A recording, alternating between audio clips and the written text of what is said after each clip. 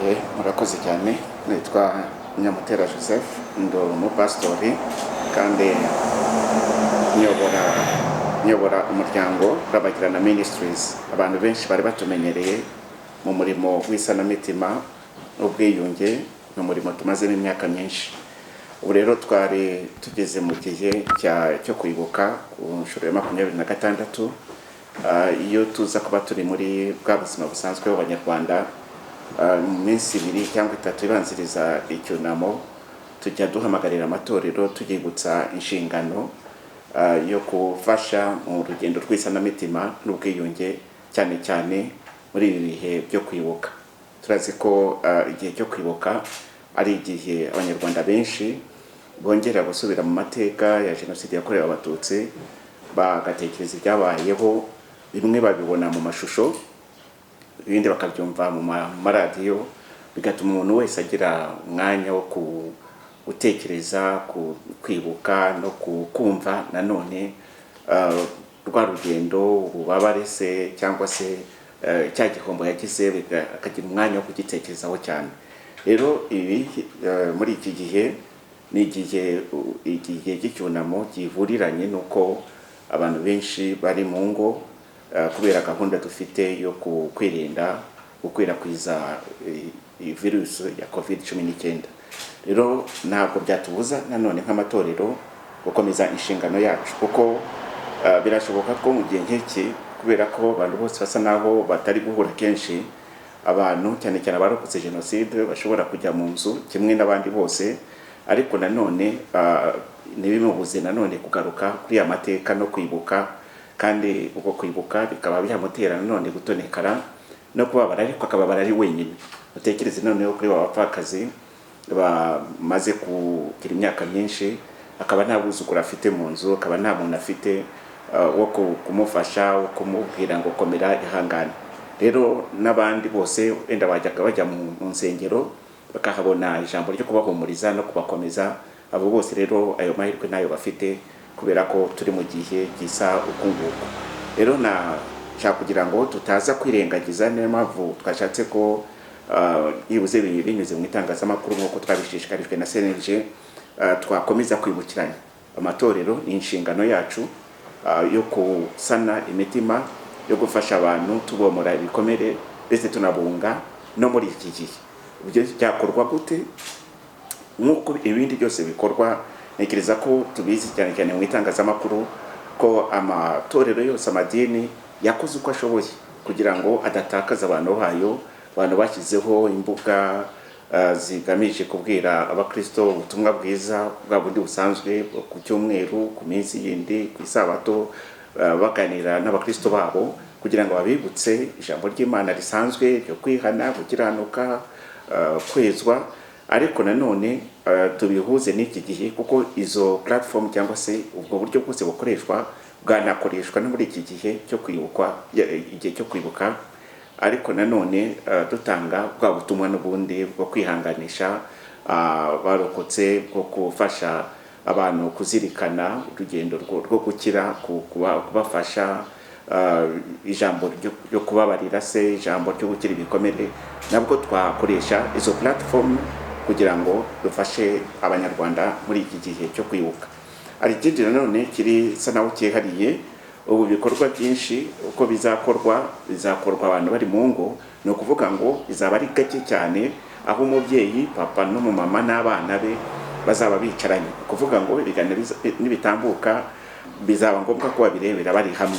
Ubwo rero ni igihe noneho twaba dufite umugisha wo gusubiza bya bibazo abatoya bajyaga babaza bati Jenoside ni iki? Ese byagenze gute? Wowe wari uri hese? Ese ingaruka bigufiteho ni zihe? Ese njyewe ibi bintu byabaye ni iki nakuramo?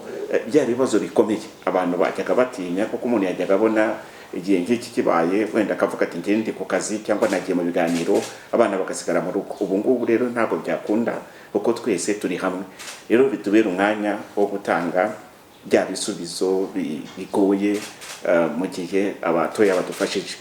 Ibi rero byakabaye bishoboka, uko ibyo bisubizo byakabaye bishoboka niba twebwe ubwacu twarafashe wa mwanya wo gusuzuma aho tugeze, kegera Imana, muri bwa buryo bwo gusenga, tukabona abo tuganiriza, tukabwira ibikomere byacu tugakira, yewe twaba ari nabo abaduhemukiye Imana nidushoboza kubabarira, nibwo twaba dufite n'ubuhamya. Kuko biragoye kubwira umwana mutoya ngo dore ibyo nakorewe, dore ukuntu nahemukiwe, ariko noneho inkuru ikarangirira, noneho uwo mwana yavuga ati hanyuma none inkuru ikaba ari inkuru y'igice. Ariko Imana yaradufashije gatera za ntambwe zindi zisigaye, hahandi umuntu yavuga ati ariko nabonye abantu baranganiriza ndakira, nagiye gusenga numva ijambo ry'Imana rivuga ko Yesu aruhura imibabaro, akiza intimba, akiza agahinda, nanjye ndakamutura ndakira, none Imana inshoboza no kubabarira. Iyo nkuru niyo mwana yakumva, akumva ibyo twita ngo ni conclusion, ari aho bipfundikiye, atari ibintu bisigaye nyine bitereye aho ngaho. Umwana agasigara yibaza ngo none muri iyi nkuru ngewe ndi ari wowe ubwawe, nawe ndabona nawe ugeze, nanjye ndi hehe. Ntabwo rero twagaya umuntu utarakira, ni urugendo, biterwa n'impamvu nyinshi zatuma izi nzitizi zose zagiye ziboneka zikurwaho, ariko nicyo twifuza ko dukira, noneho no muri bya biganiro bitangwa tukabona uko dusobanurira abakiri batoya. Amatorero rero uretse n'ubutumwa, hari ibindi bikorwa twari dusanzwe dukora, ibikorwa byo gufasha abarokotse. Igihe twajyaga tubasura tukabaremera, tukareba ingaruka barimo. Hari abari mu bibazo bikomeye, barasenyewe, inzu wenda babonye nyuma na iravirirana, ubwo twagendaga arabagirana. N'ibyo bikorwa twakoraga cyane, gukangurira amatorero, tugafatanya, tukajyana, tugasana, cyangwa se amatorero ubwayo akagenda agasanira nk'umuntu inzu yari imaze gusenyukiraho, cyangwa se warokotse wagize ibindi bibazo muri izo ngaruka. Wenda ibyo bikorwa ntabwo byakunda muri iki gihe, ariko nk'uko n'ibindi ubundi bufasha bwose buri gutangwa, ntabwo bibuza ko binyuze kuri mobile money cyangwa n'ubundi buryo umuntu yatekereza nko ku muntu bazi warokotse uri mu ngaruka zikomeye cyane, amwohereje amafaranga 1,000, 2,000, 3, ariko na message, na ya message ivuga ngo ihangane, humura, turi kumwe no muri iki gihe, kugira ngo utaza kurangarira muri virus gusa, umuntu agasigara ari wenyine, aya mateka yose akamurusha imbaraga, none yahahamuka ari mu nzu wenyine, bikagenda gute? Rero niyo mpamvu n'ubundi muri bwa buryo bwacu bwa bw'itumanaho dushobora gukoresha WhatsApp, tugakoresha SMS, telefone se, cyane cyane umuntu ari umupastori, ushobora gukoresha telefone ugahamagara kanaka, ibi bihe umeze gute, ko byajyaga bigira tushobora kuza, none ubu ngubu urumva twagufasha iki, twagusengera gute? Ibyo nabyo birashoboka nubwo abantu batari imbona nkubone. Ibyo rero ni ibisanzwe bikorwa mu cyunamo, ariko ubu ngubu dufite izo nzitizi zose. Reka rero twe kwirengagiza cyangwa se twe guta inshingano yacu, ibikorwa byose bijyanye n'igihe cyo kwibuka, igihe cy'icyunamo, reka tubigemo uburyo buri creative bijyanye n'igihe turimo. Nyuma yaho rero tuzareba nidukomorerwa, tukasubira gusura no kugenda, ubwo tuzatekereza no ku bindi bintu bisanzwe bya bintu twasanzwe dukora, nabyo byazashoboka, ariko nyuma y'uko gahunda ya leta twemerewe gusohoka. Ariko muri iki gihe reka twe kwirengagiza inshingano. Nubwo butumwa twari dufitiye amatorero, duhaguruke twinjire mu bikorwa byo kwibuka, dufasha abantu gukira ibikomere, tubafashe kuruhuka mu mutima, twabwire ngo mukomere, turi kumwe, tubihanganishe muri iki gihe nubwo hari iki kibazo cya COVID-19. Murakoze cyane. Turabishimiye. Hanyuma turagira ngo noneho dutanga umwanya ku bantu bafite ibibazo cyangwa ibyifuzo, ibibazo cyangwa ibitekerezo ku byo pasiteri yatubwiye. Ntabwo twanivuze ngo umuntu arajya abanza yivuge kugira ngo noneho abone kubaza ikibazo afite. Reka rero ku bantu bafite ibibazo, ngenda abanza kubaza. Muri iki gihe pasiteri, ubona yuko nitwa Theogene Uwiringiyimana, ndishimiye kandi ari byiza gusa, ubona yuko muri iki gihe twatinze kuri COVID-19, ni nayo ihari, iri kuvugwa cyane. Ubona itazibagiza ibyo bintu mwari mutubwiye? Ubona abantu bazabonera umwanya? Ntekereza ko umuntu utabiha umwanya ni umuntu n'ubundi bitafatagaho. Urabizi ko nanone igihe cyose twabaga tugeze mu cyunamo, ntabwo ariko abantu bose bitabiraga ibikorwa bijyana no kwibuka. Hari abagiraga wenda agashaka uburyo yihuza kugira ngo arebe ko icyo gihe cyatambuka, ariko umuntu wese cyane cyane w'amateka yagizeho izi ngaruka zikomeye. Nibuka bariya abadamu fatanya hariya mu Bugesera bafashwe ku ngufu, n'uyu munsi akaba agenda akambakamba kubera ko adashobora kugenda. Umuntu wiciwe abana cyane cyane ahubwo iyi covid mbona yarushaho no gukaza ibintu, kuko noneho azaba ari mu nzu noneho ari wenyine. Tekereza wa wundi uvuga ngo ngende kumwe n'umugabo n'abana, we ari wenyine. None ibyo se ahubwo neza ko nabyo byarushaho kongera ikibazo kuri wa muntu jenoside yagizeho amateka akomeye. Ariko n'abandi bantu b'imfura bazirikana umubabaro w'abandi, abo nabo ndumva ikibazo turimo kitakuraho icyo kindi, kereka kuri wa muntu n'ubundi urusanzwe yumva ko kwibuka ari ibintu bigoye bimuremereye, niwe wahita ahanagura bimwe vuga ati noneho twagiye mu bindi. Tukiri kuri COVID-19, birasa naho bikomereye cyane abanyamadini kumenya wenda uburyo bwo approachinga intama zabo, cyane ko hari ababa basanzwe bafite ibintu bikomere bisanzwe by'imbere mu mutima bishingiye kuri amateka ya jenoside yakorewe Abatutsi. Noneho hakiyongeraho n'uko umuntu wenda avuga ati aho nakuraga ibyo kurya, mbese umuntu akaba afite imibabaro ikomeye cyane. So abanyamadini murabagiriye inama barakoresha izi approche kugira ngo babashe nibura, kuko murabizi ko insengero zirafunze, kubaccessinga biragoye. Hanyuma noneho ko byari bisanzwe nakomeye insengero zifunguye, approche zirabizihe, murabagiriye inama? Njye ntekereza ko ku muntu wo twita umwungeri cyangwa se umushumba agendana n'igihe, kandi igihe uko gisa niko kimutegeka. Ubundi turamaze iminsi nanjye umupastori nyoboye itorero, dufite abakristo bajya kugera hafi ku 1000. Ntago abantu bose wenda kubageraho bishoboka, ariko abantu kubera ko ibihe byahindutse, n'abapastori benshi nabonye barashyizeho za groups WhatsApp, bakafungura uburyo za YouTube bakoresha, noneho bakabwira abantu babo za link, bakubwira bati muze mudukurikirana. Nabonye Florent ariya kuri Eglise Vivante ari Kabuga, bonabo muri ADPR, n'abadakora mu buryo bw'ubuhanga arabakoresha uburyo butoya, uburyo bwa kuri WhatsApp akagira audio akohereza abakristo be, noneho bagashyiraho n'uburyo bwo kubakurikirana bakoresha telefone.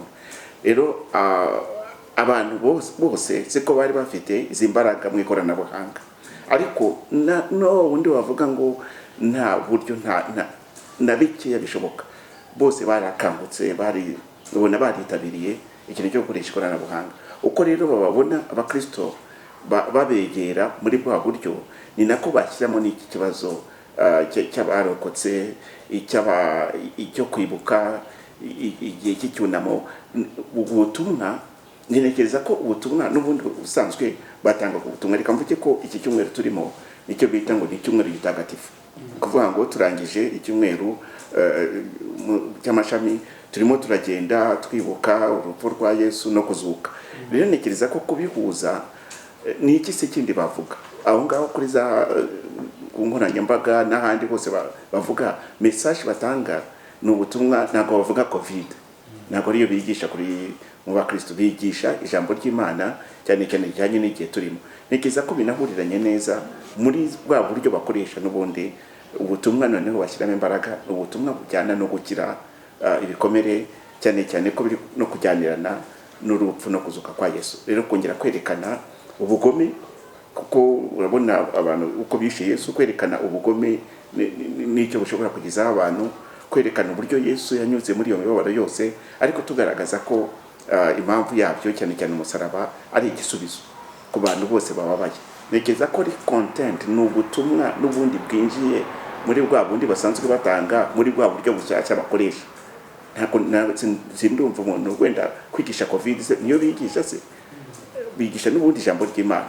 Icyo rero turi kwibutsa nuko mu gihe nk'iki uburyo byajyaga bikorwa mu gihe abantu babaga badakomeriwe, noneho contenu uko bayigeragezaga kuyadapta n'icyunamo aba ariko bikorwa, ariko bikozwe noneho muri za bwa buryo basigaye bakoresha bwa WhatsApp n'ibindi.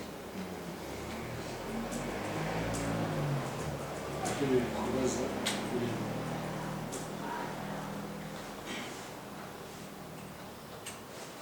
nanjye mfite ikibazo nk'umuryango muhagarariye tudafite iki kibazo cya covid mwabaga mufite uburyo bwo kugera kuri ya miryango yarokotse jenoside yakorewe abatutsi ubu ingamba mufite ni izihe iyo miryango muteganyiriza iki muzageraho gute ni byiza ko bababwira ijambo ry'Imana ni byiza ariko ijambo ry'Imana rigize ikindi kintu kirerekeza usanga umuntu afite ibyiyumviro bikomeye akavuga ati ibyo pasiteri ambwira koko bifite ukuntu iki mwamateganyiriza iyo miryango n'ubundi mu buryo bw'ibikorwa twari dufite cyane cyane muri iki gihe natwe nk'umuryango ibi natwe byatugizeho kimwe n'abandi bose nangwa niyo byongeye kubera ko ndi umupasiteri nangwa no mu itorero buriya ntabwo abantu bafunze gutanga ituro amafaranga aracyaboneka ntabwo yaboneka nka mbere mu buyobozi bw'amatorero birashoboka ko abantu bagena bafata n'ubundi kuri bwa buryo bafite bakagira ibyo bagenera abantu bazi ko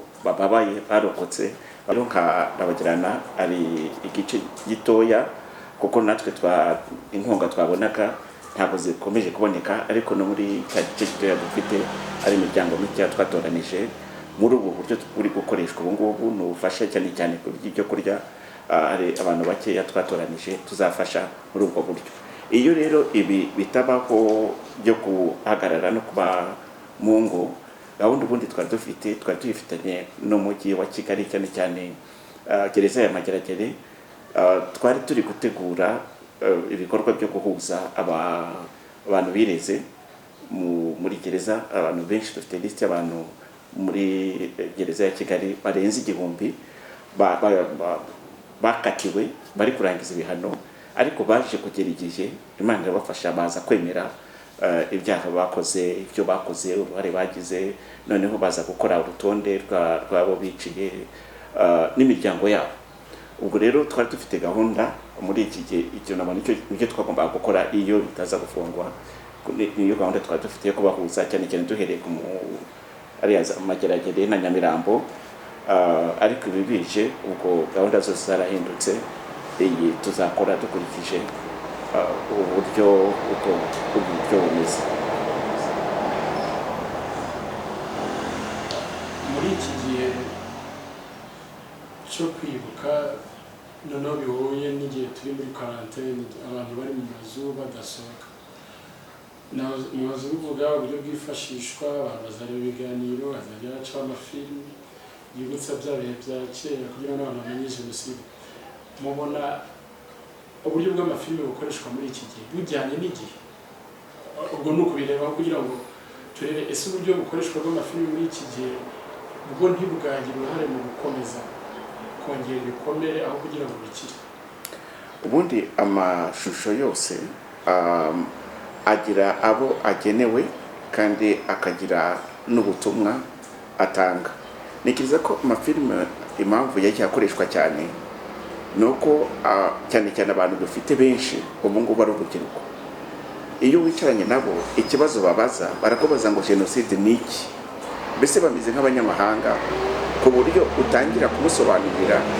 ibintu byose uko byagenze ikintu cyo gutangaza rero nayo mafilime wowe uvuga hari abayareba bakagira ngo ni filime bakagira ngo ni ibintu bakinnye ku buryo wowe utekereza ko byakomeretsa ahubwo aba batoya ubona kuko imvugo y'iki gihe ni iyo ngiyo ni amashusho nibyo bintu byerekana byibuze realite y'ikibazo rero uko tubyakira ntekereza ko bitandukanye abatoya bo bibatera amatsiko aho ugatangira kwibaza uko niko byagenze nayo mpamvu twavuze tuti bakeneye accompagnement bakeneye none wa muntu mukuru uza kuvuga ngo dore ko byagenze none ngiye nari babaye none ibibazo byose bafite tukabonera igisubizo ariko ku bantu bakuru bamwe na bamwe umuntu mukuru burya arimenya hari abantu bakuru areba yabona uzi ko bajya banandika no ku mashusho bakavuga bati hano harimo amashusho ashobora gukomeretsa ashobora mbese kuba yagira umuntu akaba yakugirira nabi umuntu mukuru arabimenya hari ugira burya akavuga ati ntabwo ndi burebe iyo bateguje abantu umuntu aramenya ngo imbaraga mfite z'umutima emotionally ntabwo mfite imbaraga zahangana n'aya mashusho kuko byansiga habi cyane umuntu mukuru ashobora guhitamo kutareba kandi biremewe. Ngerekeza ko ibyiza nuko abantu nubwo filime yatangwa abantu baramutse bategujwe mbere y'amagambo makeya cyangwa ibyanditseho bikeya, iyi filime imeze bayita graphic, ari images zimwe ziri uko ziteye, kubitegura abantu bakabategura birafasha. None se ko bajya kureba amafilime y'abantu bicana ibintu by'ibyuma n'iki, kandi ukabona abantu bahuruye banatanze n'amafaranga bagiye kureba ibyo, kuki ntawe ubabuza ngo avuga ati ibintu ko bitaba traumatiza. Rero ntekereza ko biterwa n'abantu. Abatoya bo ni informative, birabafasha kumenya ngo habaye iki, kuko kugeza ubu ngubu abakuru ubona bibajena cyane kubivugaho. Ni byiza ko uyu mwana amenya ngo habaye iki, ahubwo interpretation yabyo nibyo umukuru akeneye gutangamo input, kuvuga ngo reka noneho nabaza akabona igisubizo. Nako abakuru biterwa n'umuntu yahitamo kureba cyangwa narebe bitewe nuko ameze emotionally. Twese nibyo twifuza ko iki gihe kirangira cya COVID-19 aka kato turimo cyangwa kuba tutarimo gukora birangiye, bitakiriho dusubiye mu buzima busanzwe. Urabagirana ministries iraza gukora iki, ni ikiraza gukora. Icya kabiri irasaba icy'amadini n'amatorero kuko tubona ari bo stakeholders banyu.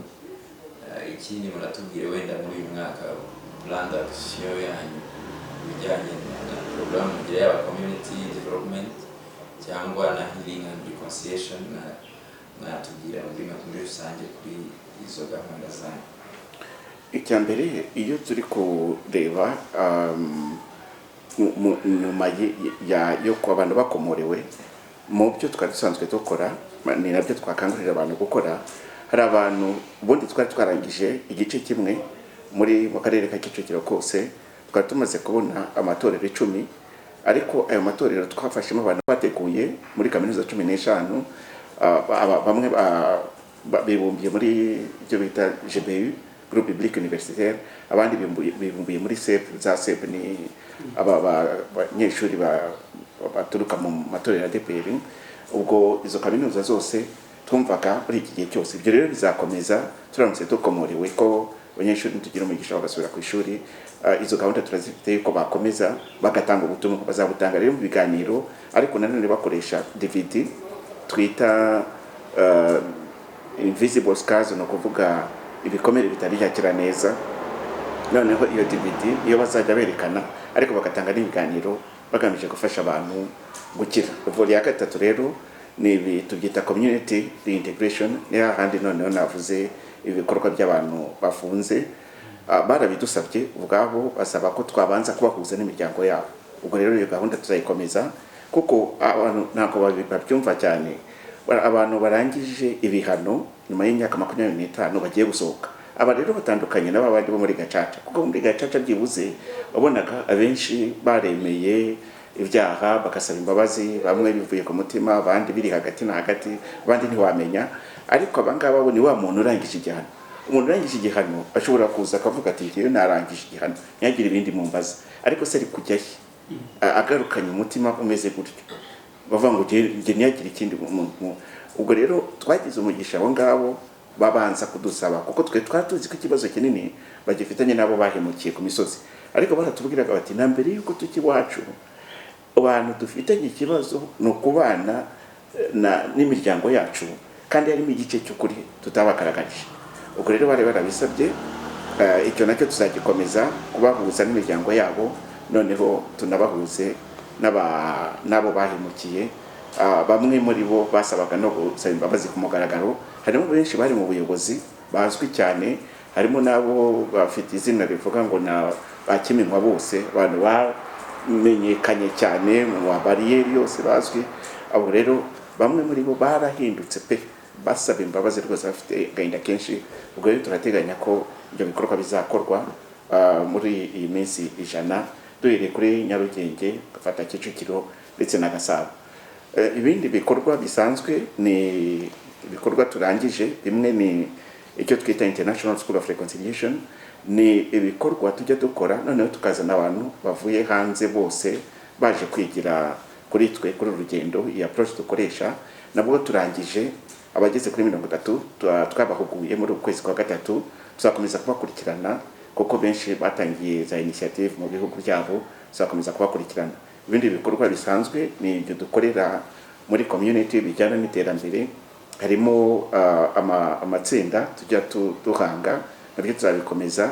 Amatsinda ari mu matorero no muri community abafite uburyo bubiri, igice kimwe no kurwanya ubukene, poverty reduction. Ibyo rero kenshi bishyira hamwe bagatekereza ku mishinga ishobora kubateza imbere. Abo twamaze guhugura, bamwe bagiye batangira bakora amasabuni, abandi bagira ibintu byo gusiga amabara bitenge bakagurisha, hari bari muri za Kicukiro bakora utuntu wenda ndaza kabereka nyuma tw'amasaro, noneho bakagira ariko n'ibikorwa bibyara amafaranga bigamije kuzamura imibereho yabo. Volet ya kabiri muri community development nibyo tuvuga tubyita ni response to community challenges. Ni abantu amatsinda yose tubona afite igitekerezo cyo gukemura ibibazo biri muri community.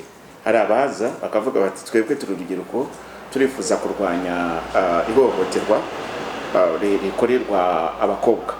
Abo nk'ahantu muri Masaka barahari, abo rero tukagiye tubafasha, twabashitse numva mushaka gukora iki, ngo turashaka ko mutwigisha ibintu bya film making kuko dusanzwe dukora ibintu byacu ariko mu rwego rw'abantu batoye. Ntabwo ari twe tubikora, tuzana abantu hamwe, ibyo twarabikoze abantu b'abahanga babizi kugira ngo bahugure kuzamura ibyo bakora ko babikoraga mu kavuyo. Ubwo rero icyo ni igice kimwe. Bashaka gusubiza ikibazo kimwe. Hari abaza bandi bafite initiative yo kugabanya abakobwa baterwa inda n'abata ishuri. Abo rero izo initiative zose muri community cyane cyane turi muri Kicukiro, abantu bazana ibitekerezo nk'ibyo turicarana tukabipanga tugakora icyo bita za campaign. Hari abari benshi bari bamaze iminsi, nabyo bizakomeza barwanya ibiyobyabwenge, tubyita community responses. Ibyo nabyo tuzabikomeza kugeza umwaka urangiye. Hari igice cya gatatu twari dufite cyo gutoza abayobozi, tubyita leadership na organizational development. Nuko gufasha abayobozi kumva ubuyobozi, kumenya ngo umuntu kuyobora niki, munayobora ate, ese ni gute umuntu ashobora gutunganya inzego z'umuryango kugira ngo umuryango ukore mu buryo buhamye. Ibyo nabyo turacyabirimo, abantu benshi bagiye batwifashisha, nabyo tuzabikomeza kugeza uyu mwaka urangira. Ariko aribyo duteganya muri urwo rwego gushyiraho icyo twita muri center yacu, gushyiraho volley nk'igice kimwe kirimo za resources, bitabo, ari screen ku buryo abantu bashobora kuza bakora research. Ubwo rero ibintu bitatu muri center zakorwamo research, ari training, hakabamo no kugerageza gukemura ibibazo by'abaturage. Rero ugeze kuri Rabagirana mu minsi izaza uzasanga iriya centre yacu harimo ibintu byinshi bishobora gufasha abantu bakeneye kumenya ni gute nafasha abantu kwiyunga, ni gute nafasha abantu kwiteza imbere, ni gute nazamura imiyoborere na organizational development. Ibyo rero nimuza mu minsi imbere muzasanga byarabaye byinshi. Ikindi kibazo ngo imyaka 26 irashize jenoside yakorewe Abatutsi ibaye. Urugendo rwo gukira ibikomere mu nda bimeze bite mwebwe muhorana n'abantu cyangwa se mukunda guhura n'izuka z'abantu bawe n'ihungabana? Uyu munsi turacyabona abantu bahungabana, kandi ikibazo gihari duhora tunakubaza, ubona yuko n'abahura n'ihungabana batarigize banamenya n'ayo mateka biva hehe? Urugendo rwo gukira ibyo bikomere rugeze ikindi wenda nibiza gushoboka muze kuduha statistique z'ubumwe n'ubwiyunge ukurikije imibare mugiye mufite ituruka muri seneje n'ahandi hatandukanye. Murakoze cyane. Ari urugendo abantu benshi bajya babitubaza cyane cyane, abantu batekereza ko isanamitima n'ubwiyunge ari umushinga. Natwe niko twatubize, umuntu yumvaga zakora imyaka 3 agataha bikarangira, noneho umushinga ukaburarangiye. Ariko twaje gusanga atari uko bimeze, kuko iyo ukurikiranye ibyabaye ahandi cyane cyane Holocaust mu Bayahudi, uyu munsi nibwo bibona cyane. Byarakurikiranye ku buryo n'abana b'Abayahudi batigeze baba no mu Israel, bavukiye muri Amerika, bafite icyo bita muri the genetic of trauma. No kuvuga ngo n'imikorere y'ubwonko umwana yavutse yisanga ingaruka za Holocaust ziri mu bwonko mu miterere y'ubwonko bwe. Ni ukuvuga ngo bayita neurology mu buryo bwa nerves uko akora ari mu gihugu kiri kure, ibyo byahariya bisa naho biri kure ye, ariko still bikaba bimwafecta. Bakagaragaza ko abo bana nabuzukuru babuzukuruza, ariko bajya kugaragaza ko aba bana bagwa muri depression vuba. No kuvuga ngo ni ikibazo kiri pathology, ajya kubona akabona ibibazo bimujeho nubwo yaba atabizi, usanga aribo bagwa muri depression. Binashoboka ko nabo biyahura ko benshi kubera ko batazi ayo mateka uko bafasheho. None rero kubera ibyo tumaze kugenda tubyiga n'ahandi, twagiye tubona ko abantu bashaka ko isanamitima y'Abanyarwanda nyuma y'imyaka 26 abantu bakira, nekereza ko atari ibintu bishoboka. Icya mbere, isanamitima turikora ryagiriza rikaza mu ibyo twita nk'amafazi. Hari igice cya mbere abantu batangiye uyu murimo muri 1994 ari mu Dr. witwa Rhiannon Lloyd, batangiye abantu bari mu gihugu ari bake, ariko bahangayitse kubera ko igice kindi cyari mu makambi y'impunzi. Nubwo bariho, wabonaga ikihutirwa atari ugukira, ahubwo ikihutirwa umuntu yumvaga ashaka kubona icyo kurya, wenda gishakisha n'umwana we atazi niba yarabayeho niba atariho. Ngo ntabwo umubaza ngo kwitekerezaho, ngo gufata urugendo rwo gutekereza ku mubabaro wawe, nta mwanya wari bafite. Ariko uko biri kose umuntu afasha abantu akurikije aho bari. Igihe rero cyarageze abantu batangira gutuza, noneho ubwo butumwa batangira kugenda babwumva bo muri icyo gihe.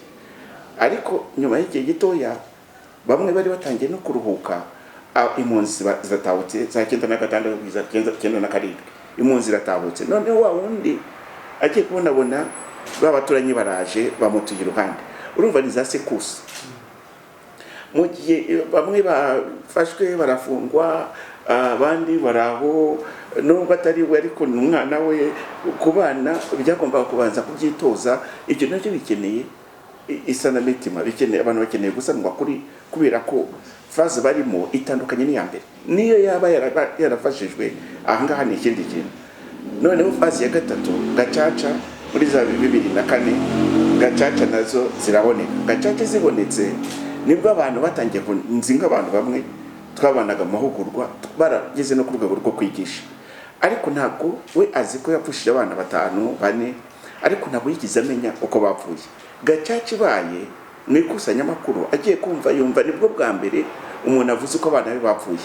Umwe yaramamagaye aravuga ati narababariye ariko narihuse, misi mbihanagura kuko ibintu ntabwo byakunda.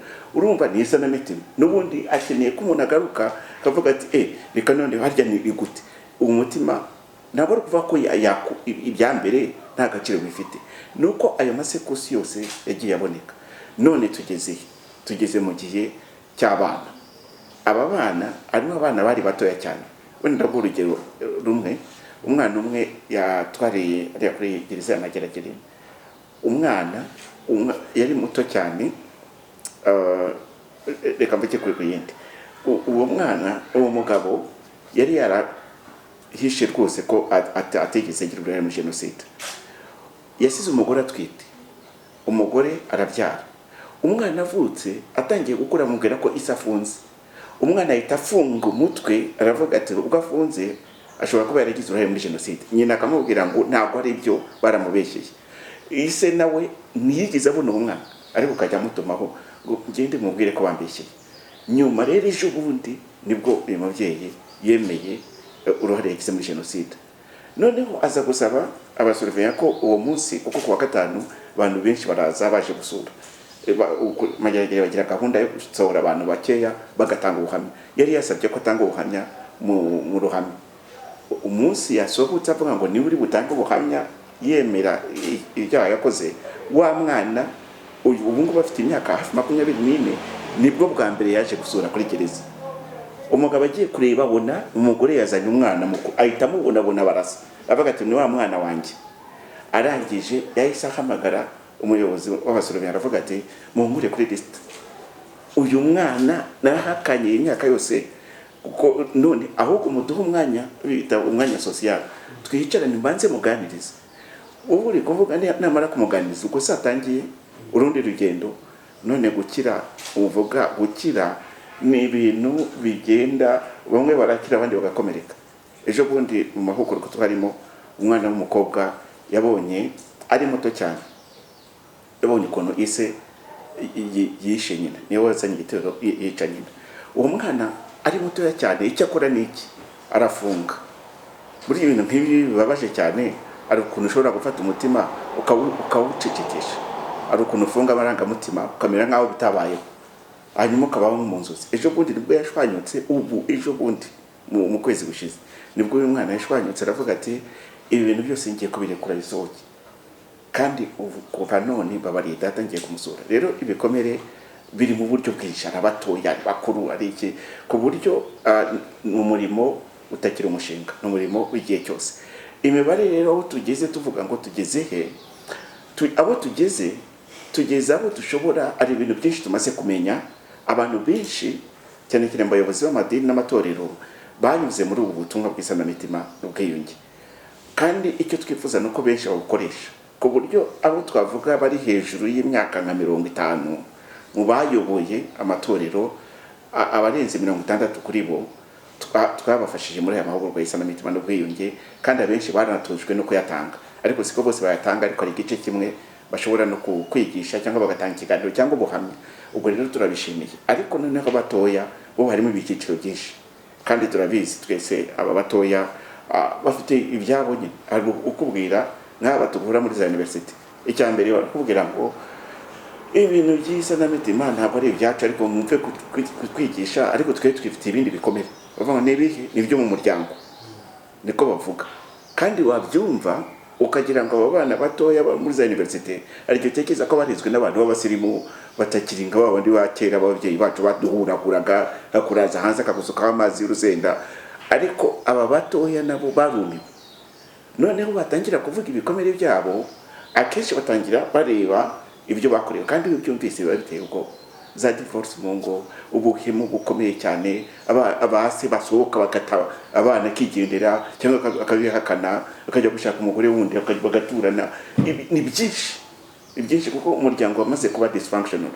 Ariko uyu mwana iyo yicaye akumva ibiganiro byose, nibwo akubwira ati mbonye ikibazo noneho nagize. Uzi ko data yarokotse wenyine mu muryango wabo, ubanza ari impamvu yamakuru umugi akadumirira kuri iki akanone akabona kubihuza. Kuri pourcentage zo ntago icyegeranyo ubundi gitangwa na komisiyo y'ubumwe n'ubwiyunge, ari icyegeranyo biba bitandukanye. Icya CNLG cyane cyane ni muri santé mentale, cyane cyane ni mini santé. Muri santé mentale ari icyegeranyo bisohoka bigaragaza niveau ya trauma, ihungabana, umubare w'abantu barifite. Tubwira ko abarenze 1/3 babana n'ihungabana ku buryo bakenera ubufasha, ariko siko bose bitabira ibikorwa. Ko ndabizi ko umuntu aramutse avuze ngo gendera bavuga ngo yarasaze. Ubwo rero kubera iyo mpamvu aba bantu bose bakenera ubufasha, ari abandi babana n'ihungabana ariko badakenera ubufasha bwihutirwa, nabo ni benshi, ni ibice kinini. Ariko nka 1/3 ubundi bakagombye kubona ubufasha, ariko nabwo bakaba mu matsinda atandukanye. Cyane cyane abari hejuru cyane n'abarokotse jenoside, hakaba n'abandi, kuko n'umwana uwakoze jenoside n'umwuzukuru we nabo bafite ihungabana, ariko igice kinini abarokotse jenoside. Ariko bose siko bitabira ibikorwa byo gufasha. Nabo iby'ubumwe n'ubwiyunge byo bitangwa na komisiyo y'ubumwe n'ubwiyunge, ibyegeranyo binda bisohoka ubu ngubu biri biracyari mu turere, ntago iki cy'abanyarwanda bose ntabwo kirasohoka. Umwaka ushize nujya kuri site ushobora kubona ibyasohotse, icyo byerekana uko ubumwe n'ubwiyunge bwifashe, cyane cyane muri cya cyumweru cy'ubumwe n'ubwiyunge bajya bagisohoka. Biragaragara ko mwibanda muri Kicukiro cyane, mu karere ka Kicukiro, forum y'akarere ka Kicukiro y'amadini n'amatorero. Nashaka kumenya mu by'ukuri igihe mumazemo, impact byatanze mu buryo bufatika, niba hari imibare ihari byari byiza. Umurimo mukorana na forum y'akarere ka Kicukiro ufite impact ku kihe kigero, niba ari percentage cyangwa umunsi teguramo. Hari aho mukunda kuvuga yuko mutanga ubufasha yaba mu biganiro mushobora gutanga mwatumirwa mugasobanura kuri uyu murimo w'isanamitima mukora. Ese ibi bintu Rabagirana Ministries mwavuze ko mushaka kuba center ya healing and reconciliation n'ibindi ibintu bikorerwa amafaranga angahe? Niba nta kiguzi ubwo nabyo murabitubwira. Urumva ari ibyo ngibyo impact muri Kicukiro ubundi Kicukiro tumaze uyu mwaka wa gatanu turi gukorera muri wa kane turi gukorera muri Kicukiro. Ubundi ntabwo dufite imibare neza, ariko icyo twakoze ni iki twagiranye partnership ubufatanye na forum y'amatorero ya Kicukiro. Noneho muri iyo forum, ubundi forum ni buri murenge mu karere ka Kicukiro ugira nanone komite ya impuzamatorero. Icyo twakoze nuko komite zo mu mirenge 10 bagiye baduha abantu bageze kuri 5 muri buri murenge, noneho bakaba 50 nibo twagiye duhugura, noneho bagahabwa inshingano yo kujya guhugura abandi bari mu matorero yaho baturuka. Ntabwo turagera ku mibare neza, nyuma yabo ngabo abayobozi twagiye duhugura noneho abo twita ba activist, abantu ba practitioners, n'abantu batoya bayobora urubyiruko, bayobora amakorari, abavuga butumwa basanzwe bakora amatorero. Abo ngabo twagiye dufata, noneho abaturuka muri izo komite bagiye batuha abantu bari kuri urwo rwego. Abo tumaze kugera hafi muri 500 bagiye bahugurwa, ariko nanone bahawe inshingano yo kugenda bakora ibikorwa. Ibyo ntabwo twita amahugurwa, ni ibikorwa by'ubwiyunge. Bamwe bagiye batanga ibiganiro, abandi bagiye bategura indirimbo zifasha, ari abateguraga ikinamico, ari abagendaga batanga ibiganiro mu biganiro mu gihe cy'icyunamo, ku buryo abo ngabo bamaze kugera ku bantu benshi. Ntabwo mfite imibare, ariko impact iragaragara cyane, kuko ari mu mwaka ushize mu cyumweru kimwe n'ubwiyunge mu bufatanye Rabagirana n'akarere ka Kicukiro, ari igikorwa twakoze ari kuri IPRC tugaragaza urugendo. Ntabwo twagize amanota meza cyane akarere ka Kicukiro muri gahunda y'ubumwe n'ubwiyunge. Ntabwo twagize amanota menshi, twari mu mwanya wa 16, twari tubabaye. Ariko nanone tunatekereza ngo ni iki cyakorwa kugira ngo akarere ka Kicukiro dusohoke kuri uwo mwanya, kuko ntabwo umuntu yipima ngo avuge ati ni haya amanota ya nayo. Twashyizwe kuri uwo mwanya tumaze gusuzumwa, noneho tuza kubona ko bimwe mu bibazo twageze ni ikintu cya reporting. Ibikorwa byinshi ntabwo byagiye bitangirwa amaraporo ku bantu bose, abo twahuguye n'abandi bose bari mu bikorwa by'ubumwe n'ubwiyunge. Ubwo rero twashyizeho ingamba zikomeye cyane kugira ngo dushobore gusohoka kuri uwo mwanya. Ubwo rero turategereza muri uyu mwaka turi mu bikorwa byinshi kugira ngo utazongera kubarwa muri babandi bagize kuri ubumwe hagati y'amatorero n'akarere. Nabo ubwabo n'ubuyobozi bw'akarere icyo gihe Dr. Nyirabimana yarashimiye cyane, ashimira Rabagirana, ashimira na forum y'akarere ka Kicukiro, kuko ubufatanye bwaragaragaye. Ukari ibintu byinshi twakoze bya urubyiruko, yaba n'abo ngabo bashinzwe local government, abahagarariye abandi mu nzego zitandukanye muri gahunda za Ndi Umunyarwanda. Twakoze ibikorwa byinshi cyane mu mirenge myinshi, ariko nta mibare nyayo mfite. None ari ibyo bavuze ku kiguzi, navuze ko mushaka kuba center ya ikiguzi mu uburyo twakoraga. None ari igihe abo muri RGB abo mu karere ka Kicukiro twigize kugira ibiganiro kuri ibyo. Twabaye cyane tudepanda cyane n'inkunga z'abanyamahanga. Ibyo byari nko kuri 100%. Budget yacu ijya kugera hafi ku miliyoni hafi 100 ku mwaka, ariko amafaranga ntabwo tuyakoresha twenyine, kuko ntabwo amafaranga bikorwa dukora ari n'amafaranga dutera inkunga y'imiryango yose bagiye tuvuga, yaba ari forum, yaba ari n'abo banyeshuri za GBU na za SEF, ari amafaranga tubaha y'ibikorwa, ntabwo tuyakoresha twenyine. ariko hafi 70 yarabaga ari amafaranga aturuka mu baterankunga. Rero n'abatugiriye inama badusabaga ko iki kintu ari nka kuvuga ngo ni ibintu biri kuri risike nyinshi ko abantu bakoresha cyane amafaranga y'abaterankunga, ku buryo ibikorwa byinshi turi kugerageza gukora twagiye tuzamura ibyo twita local income. Kimwe rero nuko twashyizeho uburyo abantu iyo baduhamagaye nabo bakira icyo batanga kugira ngo tushyire hamwe. Ntabwo baza ngo tubahe byose, batanga nka 10% nayo tugatanga 90% kugira ngo dufatanye. Ariko nanone bimwe mu bindi bikorwa turi kugenda tuzamura nuko iyo abantu ari bo bashaka ko tuza kubafasha, tubasaba ko ibintu byose babitanga mu ubufasha bwabo, noneho tukabafashiriza aho bari. Ibyo nabyo turimo turagiteza imbere cyane, tukagira n'ibindi bikorwa muri center abanyeshuri baza kwiga. Dufite muri ibi ngibi byo kurwanya ubukene aricyo twita Activate, dufite mu banyeshuri nabo batanga amafaranga ni make cyane ukurikije ikiguzi cy'ibyo batanga, ariko nabo dufaranga tuke batanga nitwe tuzamura tukageza kuri 100% rya budget dukoresha. Ubu rero twese turi kuri iki kibazo cya COVID, aho abasoko yose aho twakuraga ubushobozi byahungabanye cyane, ariko nanone turizera ko Imana izadufasha. Nanjye mfite ikindi kibazo tumaze kuganira byibajije igitekerezo cyo kugira ngo Rabagirana Ministries zishinzwe cyaturutse iki.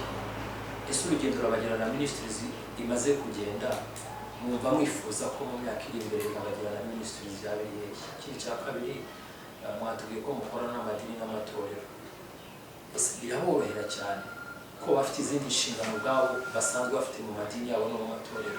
Ese biraborohera no kugira ibindi bikorwa bafasha kugira ngo bafatikanye na Rabagirana Ministries? Murakoze. Hari iby'urugendo, ubundi ijambo cyangwa se izina rya Rabagirana ryaje nyuma. Ubundi urugendo rw'isanamitima n'ubwiyunge rwatangijwe n'uwo mudokiteri witwa Rhiannon Lloyd. Yatangiye muri 1994 mu kwezi kwa 9 nibwo yatangiye umurimo w'isanamitima n'ubwiyunge, ariko byari amasomo atagaranye ko mu psychiatrist yakoreshaga cyane imvugo ya trauma counseling, uburyo bwa trauma therapy, ariko amasomo yari ataregerana neza. Muri 1997 nibwo nafatanije nawe yabinsabye, njye nagiye munsi kungiye gufasha, ariko nagezemo nsanga umurimo ni munini kugeza ubu ngubu, ariko yarazaga akagenda, njye nibwo natangiye ubwo ari iwabo aza rimwe na rimwe, ariko nitwe twasigaye noneho twegeranya ayo masomo, dukora igitabo turi gukoresha, ariko dufatanije. Icyo gitabo cyitwa Healing Hearts and Transforming Nations.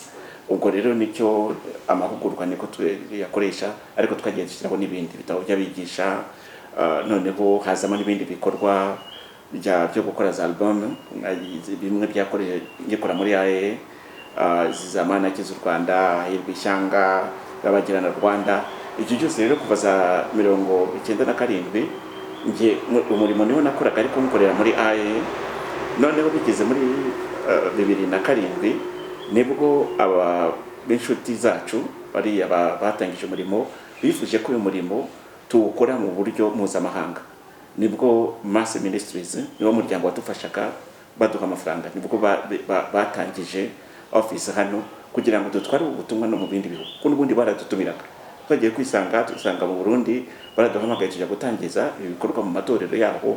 Amatsinda aravuka, utangira gukorwa muri Congo, za Sud Kivu, za Beni, n'ubu ngubu umurimo urakomeje. South Africa, nagiye South Sudan nabo uratangira. Noneho basanga ibintu byo gukora umuntu agenda akakora akagaruka.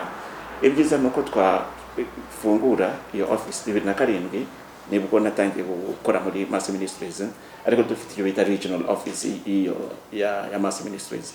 Twakorera Gendera kugeza muri 2014 nibwo twatangiye gutekereza kuri Rabagirana. No kuvuga ngo izina Rabagirana ubundi rituruka mu byo Imana yari yaratubwiye mbere, amagambo ari muri Yesaya 63:3. Kuva muri 2017 dutangira, Imana yagiye itubwira ngo uyu murimo w'isanamitima uzatuma u Rwanda ruzamuka rukagera ku rwego rwo kuba ishuri, rukaba icyitegererezo muri iki kintu cyo gusana imitima no kunga, ku buryo uzahinduka ishuri ku yandi mahanga. Undi amagambo aravuga ngo nawe byuka urabagirane kuko umucyo wawe uje, ngo amahanga azagana umucyo wawe. Ubu rero urabagirana iryo jambo, niyo mpamvu twasohoye indirimbo muri 2002 kuri album yitwa Rabagirana, byari muri icyo gitekerezo. Iryo zina rero twarigaruye muri 2014 ubwo twatangiye gutekereza kuri centre, kuvuga ngo reka dutangire centre, nibwo twagaruye iri zina, ariko umurimo wo tumazemo igihe kinini. Hari ikindi babajije aho tugana, turagana nge nikiza ko twarahaganye nubwo aho tugana, icyifuzo cyacu ni iki ngiki cy'uko uyu murimo w'isanamitima ugira icyicaro ku buryo isi yose yaza kwiga, kandi byaratangiye. Ni iki kintu twita School of Reconciliation. Ubu twabaye an international School of Reconciliation, kuvuga ngo ntabwo ari twebwe gusa Rabagirana, ni u Rwanda. Noneho icyo turi gukora ni iki, twagiye twegeranya ari approach dukoresha n'ibindi bikorwa byose bikorwa mu isanamitima n'ubwiyunge, byaba ari bikorwa nandi, ari ibyo leta ikora, ari n'ibyo imiryango, amatorero, ari approach menshi twagiye tubasaba kandi barabiduhaye byinshi. Ari indirimbo, ari ibihangano, ari ikinamico, ari amadocumentaire, ari ibitabo byanditswe. Ubu tutangira ndo tugeze kuri cyagiye cyo gushaka amateze n'amamemoire yose yakozwe ari muri iyi domaine, kugira ngo sabe ba nyirayo, noneho byose tubishyire muri ya center, kugira ngo tuhinduke center of reference. No kuvuga ngo izina bayita ngo the place, tuhinduke hantu umuntu wese avuga ngo isanamitima n'ubwiyunge, uvuga ati reka njye hariya nahasanga byose. Rero aho ngaho tugana, kandi byaratangiye, turifuza ko byaguka cyane, aribyo twita reconciliation tours, aho abantu baturuka mu mahanga, amatsinda aje kureba no kwiga. Icyo gihe iyo baje ntabwo tubereka ngo twebwe Rabagirana, ahubwo tubereka ibikorwa by'isanamitima n'ubwiyunge mu Rwanda.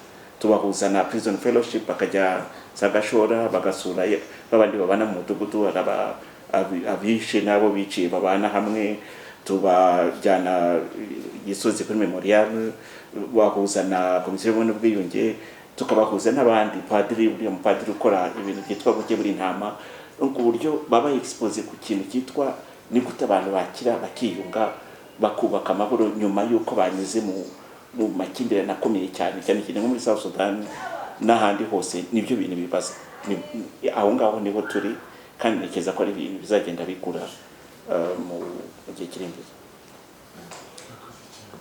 Niba wenda ntawe tunigeje twasoza, mfite akabazo gatoya, ni basic need. Murabona ko muri iki gihe abantu bari mu nzu bashobora kumva za ndirimbo, bashobora kureba za video twaze tuvuga, bakumva n'imajwi atandukanye bitewe n'ibyaha bagiye bacamo nk'abakristo, ariko n'abantu muri rusange. Mutugira inama cyangwa mugira inama n'abadukurikiye, ni iki nakora umuntu uhuye n'ikibazo cy'ihungabana mu buryo bwihuse? Nubwo harimo ababibona bakabifata nyine nk'uburwayi, akaba yafata igihe cyo kumusengera kuko ari umukristo, akabiguma nawe agafata igihe akamusengera. Hari n'uhura n'indi kese tujya tubyumva hirya no hino. Basic needs, ibintu aba akeneye byihutirwa twamukorera iki? Ubundi umuntu ubana n'ihungabana ibyo bita therapy, therapist, abantu bose bemeranywa ku bintu bitatu. Icya mbere akeneye ni uko umuntu amutega amatwi mu rukundo, akasohora akavuga ikintu ibiri inyuma y'uko nguko abaye.